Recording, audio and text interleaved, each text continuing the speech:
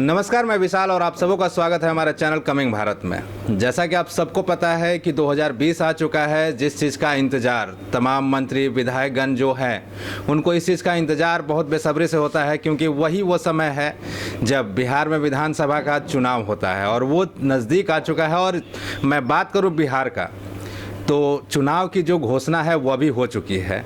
और इसी बीच हमारे साथ मौजूद है बैकुंठपुर के विधायक मिथिलेश तिवारी जी, और इनसे हम मिलेंगे बट मिलने से पहले कई ऐसे बातें हैं जो हम इनसे करेंगे, क्योंकि बहुत बातें अभी बहुत सारे लोगों को, तमाम लोगों को नहीं पता है। खासकर मैं बात करूं बैकुंठपुर के तमाम लोगों की, तो उन्हें भी नहीं पता है कि उनके क्षेत्र में क्या कुछ इन्होंने किया है। तो आइए मिलते हैं और जुड़ते हैं और क्या कुछ नया प्रोग्राम होगा इस बार इनसे सुनते हैं। सर, सबसे पहले आपका स्वागत है हमारे चैनल। धन्यवाद आप। जैसा कि सर आप बैकुंठपुर से विधायक रह चुके हैं अभी, क्या लग रहा है इस बार आप क्या कुछ नया बदलाव लाना चाहते हैं?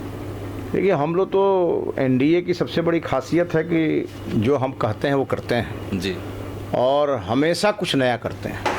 अच्छा, तो अगर 5 साल में हमने बैकुंठपुर को राष्ट्रीय पहचान दिलाने का काम किया अपने विकास कार्यों से, अपने आचरण से, तो अगले 5 साल में आप मान के चलिए कि उससे 5 गुना ज़्यादा करने की तमन्ना मेरे मन के अंदर है और जज्बा मेरे मन के अंदर है, और वो हम करेंगे।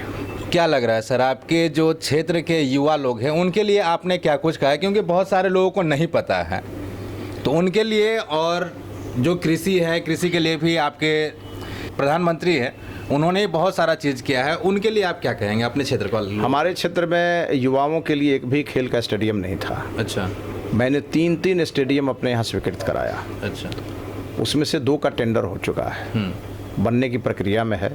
अगले 1 साल में 3 स्टेडियम बन के तैयार हो जाएगा। आज़ादी के बाद मेरे कंस्टिट्यूंसी में एक भी स्टेडियम नहीं था, और मैं जब विधायक बना तो मैंने 3 स्टेडियम अपने यहाँ स्वीकृत कराया। युवाओं के लिए कौशल विकास सेंटर हमारे यहाँ 3-4 की संख्या में चल रहे हैं। अच्छा, बड़े संख्या में हमारे यहाँ के युवा हुनरबंद हो रहे हैं। हमारे यहाँ चीनी मिल है, जहाँ पहले 12 लोगों को अप्रेंटिस कराया जाता था, जिसको शिक्षु प्रशिक्षण कहा जाता है। मैंने उसकी सीट बढ़ा करके हमने 38 किया। तो इस मामले में हमारे यहाँ के जो युवा हैं, हमने जब हम विधायक बने 1 साल के अंदर ही हमने 998 युवाओं को हमने कहीं ना कहीं रोजगार दिलवाया। अच्छा, और ये मेरी प्रक्रिया सतत जारी है। आप जब जाएंगे और हरियाणा, दिल्ली, एनसीआर के इलाके में देखेंगे तो बहुत सारी फैक्ट्रियों में हमारे द्वारा भेजे गए, और कोई आईआईटी किया हुआ, कोई आईटीआई किया हुआ, कोई डिप्लोमा होल्डर आपको मिल जाएगा। सारे अच्छे पोस्ट पे आपके क्षेत्र से लोग हैं।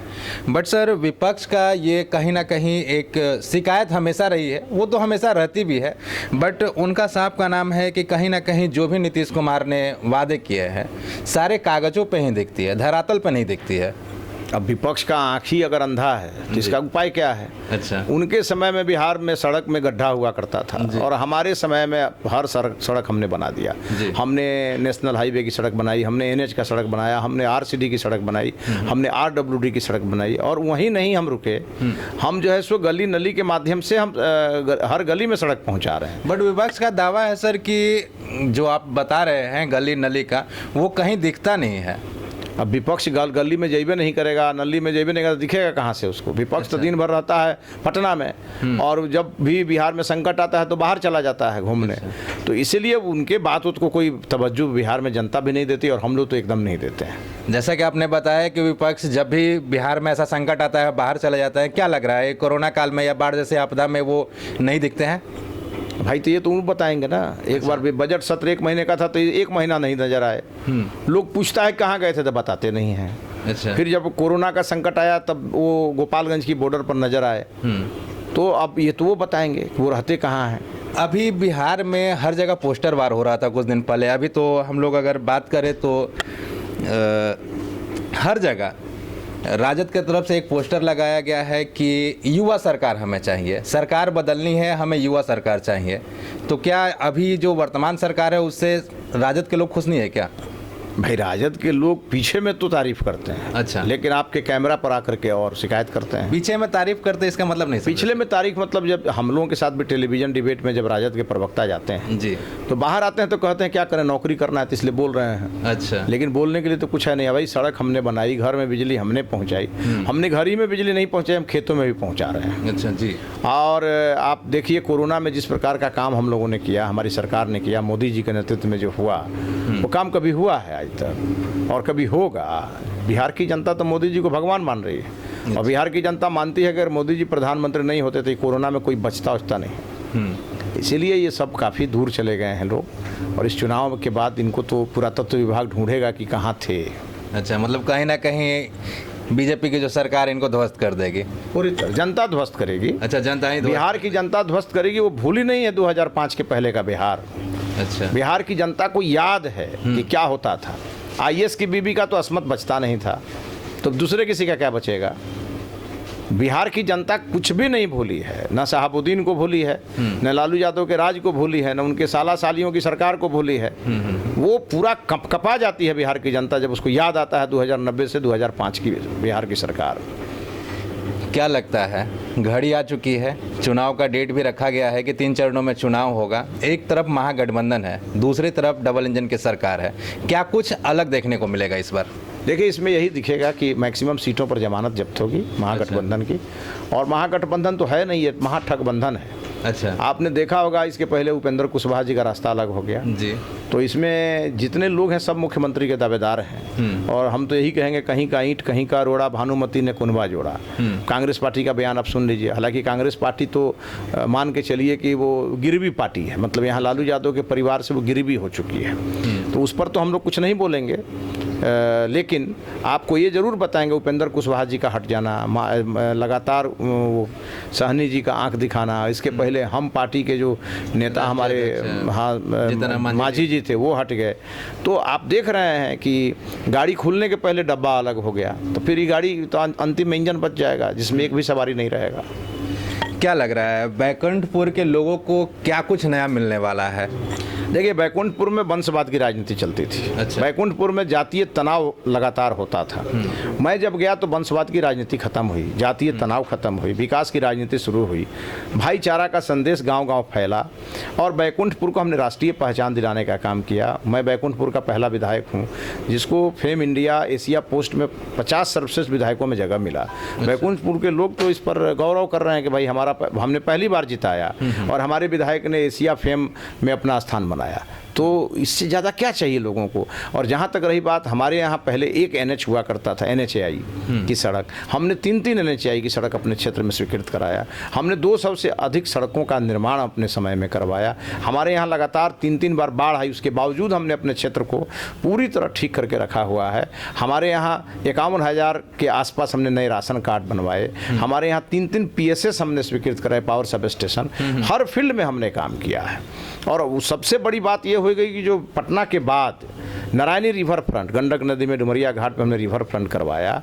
वहाँ पर विद्युत सौदाह गृह बन रहा है। और हम केवल सड़कों का और बिजली का, पानी का, इसका ही विकास नहीं कर रहे हैं। हम अपने क्षेत्र की सांस्कृतिक विकास को आगे बढ़ा रहे हैं। हम वहाँ के ऐतिहासिक विकास को आगे ला रहे हैं। हम अपने आध्यात्मिक विकास को आगे ला रहे हैं। हम अपने धार्मिक जो हमारी चेतना कहीं ना कहीं जमीन में दबी हुई थी उसको हम ऊपर ला रहे हैं। और पूरी तरह हमारा ये सोच है, हमारा संकल्प है, अयोध्या और जनकपुर के बीच अगर कोई एक आध्यात्मिक स्थल विकसित होगा तो वो बैकुंठपुर होगा। बैकुंठपुर होगा। अगर मैं राजद की बात करूं, जैसा कि आपने बातों बातों में कहा है कि राजद का तो अभी चेहरा भी डिसाइड नहीं है, क्योंकि बहुत सारे उसमें महागठबंधन में बहुत सारे लोग दावेदारी कर रहे हैं। क्या लग रहा है इस बार और क्या कुछ नया होगा उसमें राजद में? देखिए राजद में क्या होने वाला है, राजद में जगदा बाबू अध्यक्ष हैं, चलता उनका कुछ नहीं है। अच्छा, ऐसा क्यों लगता है आपको? चलता नहीं। आप देख रहे हैं ना, तेजस्वी यादव का बयान आया कि लालू जी से मोहर लगवाएंगे वो। तो आप बताइए कि एक ऐसी पार्टी जिसके राष्ट्रीय अध्यक्ष होटवार जेल में बंद है, जिनके ऊपर तरह तरह के मामले हैं, जी सजा याफ्ता हैं, और वो मोहर लगाएंगे बिहार के भविष्य का, क्या होगा इस पार्टी का भविष्य? क्या बिहार की जनता इसी के लिए किसी को चुनेगी कि भाई जो आदमी चारा घोटाला में बंद है, DA केस में बंद है, वो बिहार के भविष्य को तय करेगा? तो आप मान के चलिए कि जगदा बाबू की कुछ चलती नहीं है। जगदा बाबू स्टाम्प अध्यक्ष हैं और तेजस्वी यादव सारे फैसले लालू जी के आड़ में लालू जी को सामने रख के करा रहे हैं। तो बाकी राष्ट्रीय जनता दल कुछ नहीं है। एक ऐसी पार्टी कांग्रेस पार्टी है इस देश में जो नेहरू जी से शुरू होकर राहुल गांधी पटकी हुई है। एक ऐसी पार्टी बिहार में है जो लालू यादव से शुरू होकर तेजस्वी यादव पटकी है। लेकिन भारतीय जनता पार्टी है, देखिए श्यामा प्रसाद मुखर्जी से हमने यात्रा शुरू की और आज हम जेपी नड्डा पर पहुंचे हैं। नरेंद्र मोदी, अमित शाह जैसे लोग जो इस देश के इतिहास को पुनर्जीवित करने में लगे हैं जी, जो भारत के गौरवमय इतिहास को स्थापित कर रहे हैं, जो हमारे राष्ट्रवाद को ताकत दे रहे हैं, ऐसे लोग हमारे पास हैं। तो जनता हमारे साथ है। मतलब कहीं ना कहीं राजद और कांग्रेस की मैं बात करूं तो परिवारवाद में ही उनका झगड़ा चलता रहा है और उसी में लोग फंसे हुए हैं। क्या लग रहा है इस बार जो बीजेपी इस बार चुनाव लड़ रही, उनका मैनिफेस्टो क्या रहेगा इस 2020 के चुनाव में? देखिए, मैनिफेस्टो कमेटी में तो मैं भी हूँ। अच्छा। और हम लोग अभी बना रहे हैं। आप देखेंगे हम एकदम बिहार को जो चाहिए वो हम अपनी घोषणा पत्र में लाने जा रहे हैं और आने वाले कुछ दिनों में आपको दिखेगा। आखिरी सवाल मैं आपसे यह जानना चाहता हूं कि क्या बीजेपी नरेंद्र मोदी का चेहरा देखकर चुनाव लड़ रही है या उनके कार्यशील को देखकर लड़ रही है? देखिए, चेहरा और कार्य कोई अलग अलग नहीं है। और अब तो एक समय था जब हम लोगों को भारतीय जनता पार्टी का कमल फूल लोगों को बताना पड़ता था। अच्छा। कि हमारा ये चुनाव चिन्ह है जी। अब तो जनता ही बताती है, हम लोग जाते हैं, जनता कहती है कि हम लोग कमल फूल पर वोट देंगे, नरेंद्र मोदी जी को जिताएंगे। तो नरेंद्र मोदी जी का तो ऐसा जलवा है, उस जलवा में सब बह जाएंगे, पता ही नहीं चलेगा। अच्छा। एक करंट है और इस करंट में जो उनके सामने खड़ा होगा वो समाप्त हो जाएगा। जी, बहुत बहुत धन्यवाद। तो जैसा कि आपने देखा, इस वक्त हमारे साथ बैकुंठपुर के वर्तमान विधायक मिथिलेश तिवारी जी और इनका खुद का एक अलग से मैनिफेस्टो है और इन्होंने अपने क्षेत्र में लोगों के लिए बहुत सारे ऐसे कार्य किए हैं जो कि अभी तक नहीं हुआ था। बहरहाल ऐसे ही तमाम खबरों के लिए बने रहे हमारे चैनल के साथ। और हाँ, अभी तक आपने हमारे चैनल को लाइक, सब्सक्राइब और शेयर नहीं किया है तो जल्द से जल्द कर लें। धन्यवाद।